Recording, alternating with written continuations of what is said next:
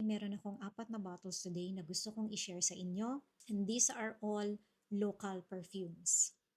So I have 4 bottles from GP Fragrances. Binili ko lahat to. Medyo late na ako sa pag-review, lalo na yung 3 dito. Alam nyo naman, medyo slow ako pagdating sa mga local perfumes. And unti-unti ko silang nadi-discover. Sabi ko naman sa inyo na dala ako sa isang local perfume. Sometimes hindi yung pabango yung problema. Sometimes it's the people behind the brand. Nagtatry din ako ng ibang mga perfumes. Meron akong mga nabibili na pagdating sa akin, dupe pala siya.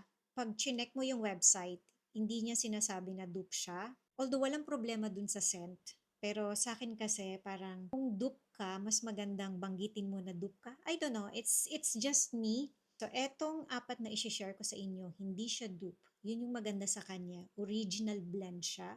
So, what is GP Fragrances? GP Fragrances is a fragrance brand perfume house that is co-founded by Mr. John Greg Parilla or Mr. Greg Parilla, and the brand also feature individual local perfumers for a specific formula.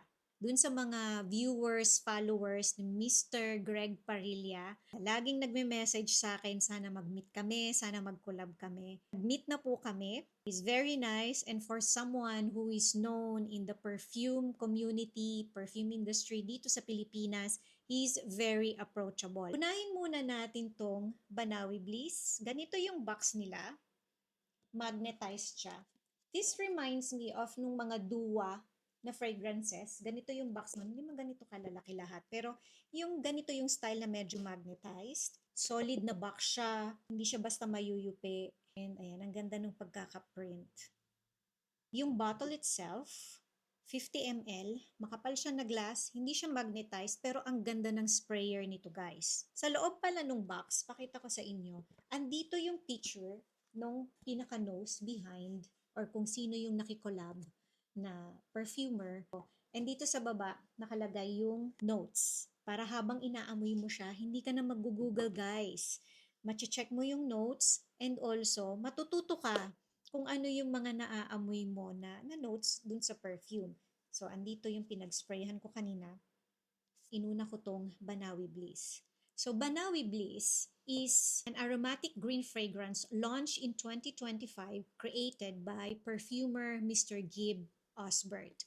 The box highlights the primary accords, rice, and moss. Nakalagay siya dito kung ano yung parang pinaka-feature nila na notes. The scent is designed to evoke the atmosphere of the Banawe rice terraces, opening with a crisp, refreshing burst of green and citrus notes before settling into a soothing, grounded base of soft woods, musk, and earth. This should smell like fragrances in the fresh green, ozonic, clean, airy woods plus mossy base family. Sa unang spray, amoy bigas or yung Johnson's Baby Wash na milk plus rice. Meron siyang green na note and also may pagka-ozonic din siya.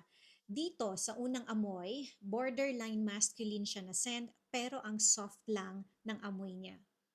Kami kasi, ako at saka yung husband ko, nakailang punta na dito and isa to sa favorite kong lugar dito sa Pilipinas. Lalong-lalo na both of my parents kasi are Ilocano. And even though dito ako pinanganak sa Metro Manila, sa bahay, since both silang Ilocano, they speak Ilocano. And I know Banawe, they have a different dialect, pero nakakaintindi din sila, nakakapagsalita din sila ng Ilocano. I feel like I belong pag nandyan ako sa North. Given the name Banawi Bliss, amoy umaga sa Banawe Rice Terraces. Amoy mo yung mga dahon ng palay, actually amoy damo rin siya. Yung dahon ng palay habang nag-hiking ka dun sa Rice Terraces, tapos para kang may nadaanan na nagbabayo ng bigas, tapos amoy mo yung linis at freshness ng hangin na malamig habang nag-hiking ka sa Rice Terraces. After 5 to 10 minutes, may parang tamis-asim siya nalalabas na note. Meron tong grapefruit, jasmine, and neroli. May calming din siya na dating because of the green tea. After 30 minutes, medyo mas magiging citrusy na siya. Mas gusto ko yung unang spray actually kasi ang calming nung parang rice na note. Pero okay din 'pag medyo nagbago na siya afterwards kasi yung pagka-citrus niya, amoy parang yung kanina kasi parang umaga pa, eh. I mean, umaga pa rin naman pero eto medyo mas sumikat na yung araw, parang gano'n. Mas umaraw na dun sa rice terraces. I like this one, calming, quiet, simple. After 30 minutes, unisex na siya. Good for everyday, high school pataas pwede siya. Kung naka-try na kayo ng mga rice-scented perfumes and hindi ninyo siya masyadong gusto kasi sometimes yung mga rice-scented perfume parang sobrang simple lang niya. Well, depende sa gusto ninyo, no? Simple din naman to pero mas pinaganda yung timpla niya. Subukan nyo to guys kasi ang ganda ng blend ng ibang notes niya sa rice na note and hindi siya yung boring or bland na dating na rice-scented perfume. Actually, etong tissue, kung saan ko siya in-spray, kanina pa to guys, naaamoy ko sa kanya parang ang mossy. Ganun na yung parang pinaka-dry down niya. Parang mossy na area na basa yung lupa. I hope na-describe ko ng maayos. Next na perfume, and this is Baguio Verde. So Baguio Verde, this fragrance is created by Michelle Albao and designed to capture the cool mountainous and forested atmosphere of Baguio City. The box highlights the primary accords, pines, and cypress. Andito siya guys. So sa unang spray, amoy Baguio talaga siya. As in, kung lagi kayong pumupunta sa Baguio, may isip mo amoy Baguio siya. Amoy mo yung pine trees, amoy forest, ma-woody, but still ang fresh niya guys. Para kang naglalakad sa Baguio sa mga areas na madami pang pine trees. Nung bata pa ako, madalas ako sa Baguio. Yung wife kasi, nung napangasawa nung uncle ko, isa sa mga uncles ko, may bahay sa Baguio. So, lagi niya akong hinihiram sa parents ko. Naka-ordinary bus lang kami. Dinadala niya ako sa Baguio. So, nakita ko yung Baguio. 44 na ako, guys. Nakita ko yung Baguio nung time na hindi pa siya masyadong siksikan, maraming malls, nung sobrang tahimik and simple pa ng Baguio. And eto yung naaalala kong amoy sa kanya. Crisp yung air, amoy, may pagka-woody, pine trees, yan, ganyan. Maganda yung memories ko ng Baguio yung lumang Baguio. Medyo matagal na kaming hindi bumabalik sa Baguio. Ngayong medyo mas tumanda na ako because of the traffic. Sobrang ganda ng memory ko ng Baguio, guys. This perfume is refreshing, clean, and earthy. Amoy Baguio talaga siya. Although yung freshness niya after mga 5 to 10 minutes, medyo mag-aamoy toothpaste siya na super lamig ng amoy. Parang naamoy mo yung malamig na toothpaste. I hope na gets ninyo yung ibig ko sabihin, guys. Kung gusto niyo yung Diptyque or Pyong na Eau de Parfum, nasa same vibe siya pero hindi ito dupe. Hindi rin sila parehas na parehas pero pag meron kayo ng Orpheon na Eau de Parfum and naamoy nyo to, maiisip nyo yung sinasabi ko. This is good for everyday, masculine leaning siya, and good for mga high school pataas. Amoyin ulit natin itong tissue kung saan ko siya in-spray kanina. Masculine talaga siya guys. Medyo mas lumabas na yung parang woodiness dito. Kasi medyo matagal na siya dito sa tissue.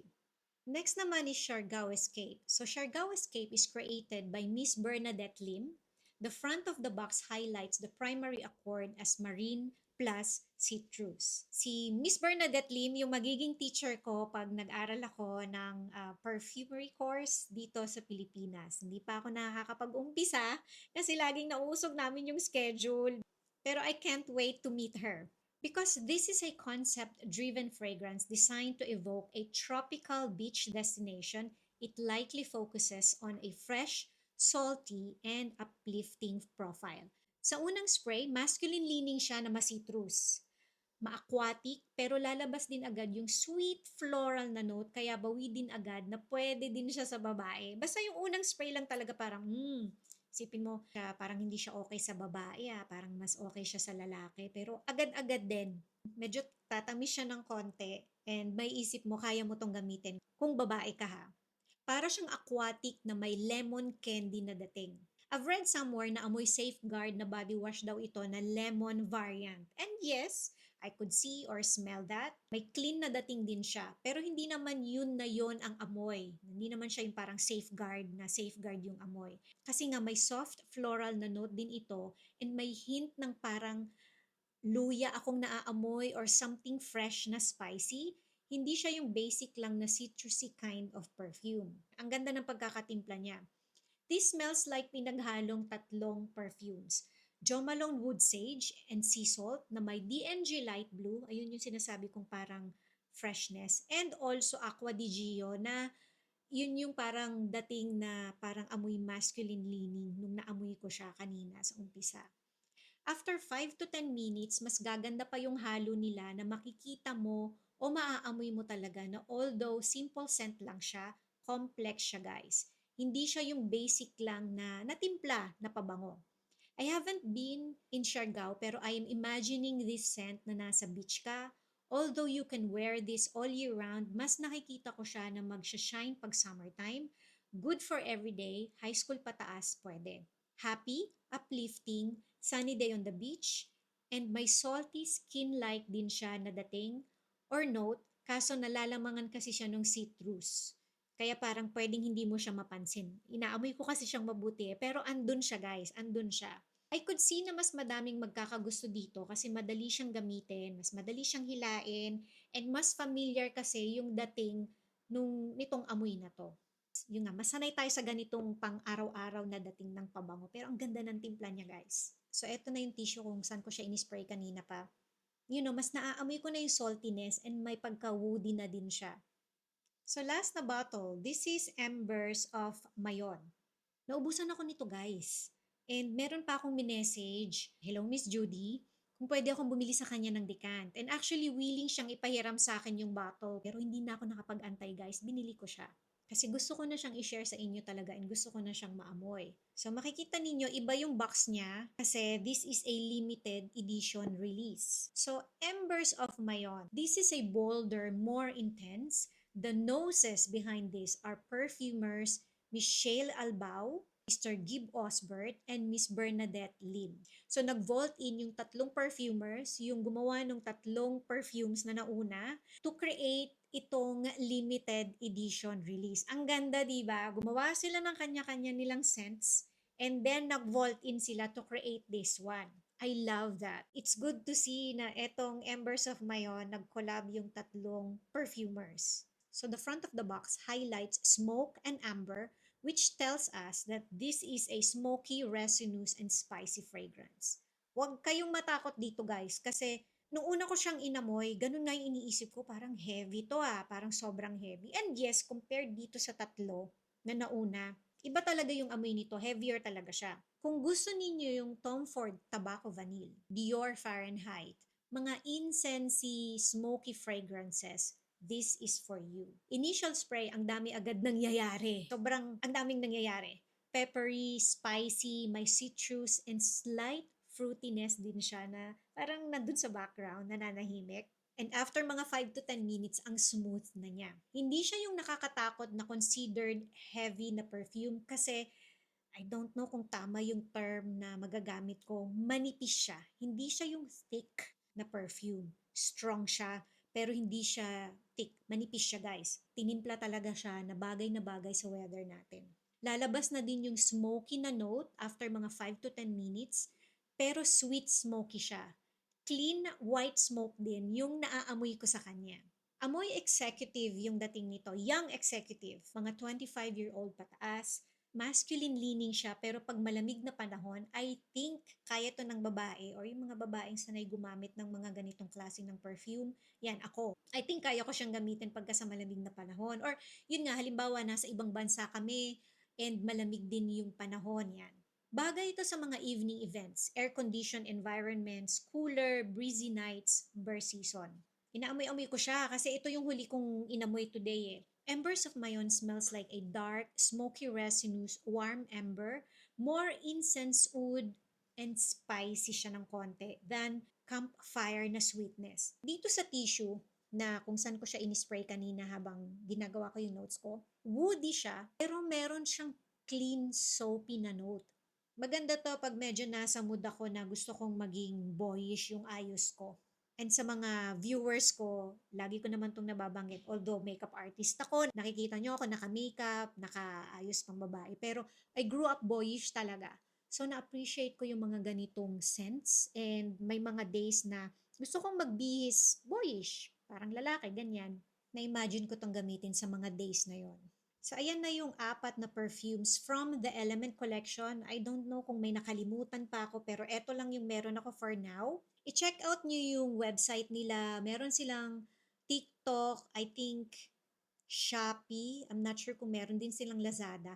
And nagse-sale din sila minsan, guys. So, abang-abangan nyo. Mabango silang lahat. Na-try nyo na ba tong 4 na perfumes na to? Alin dito yung favorite ninyo? Mag-comment nga kayo below. Thank you for watching and see you again on my next video.